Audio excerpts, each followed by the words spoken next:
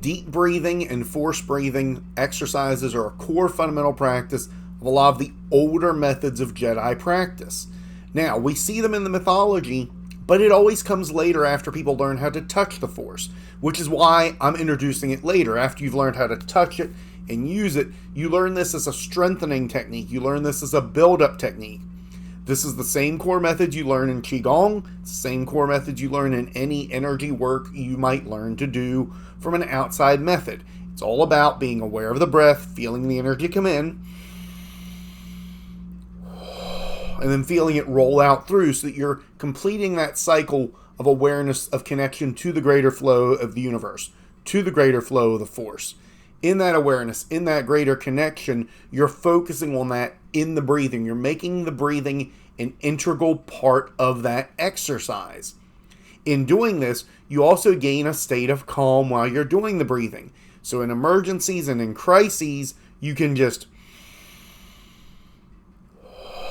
And I'm doing the hand movements because that shows the rolling method. You can condense the energy as well to build up greater internal reserves.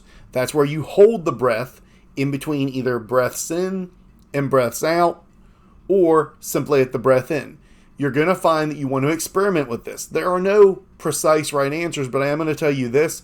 By holding the breath for certain periods, you will gain a greater condensation of internal energy, or a greater release of negative energies if you're doing it at the end of breath. So you...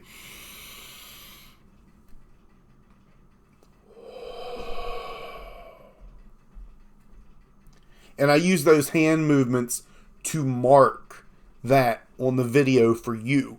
In normal practice, I usually have my hands cupped in front of me like that, or fist in palm, or even hand on hand to complete the circuit, to center energy, or as a natural completion of the circuit. This kind of representation helps you visualize and work with the Force in a very physical way, and that's a great thing. This is a technique we see done later in the mythology, so I'm introducing it later in the videos. When you see this, this is usually something that you see Luke do to center himself in times of crisis or in times where he needs to find his direction or center. You combine this with the rest of the things that you've learned how to do, and you get a functional system. We could have introduced this at the beginning. A lot of people do in their training and practice. I'm not against that. But you do this repeatedly, you will find an amplified connection to the Force. And I'm telling you, it'll help you remove the barriers that are here and here that have been put into you both by society and people just telling you you can't.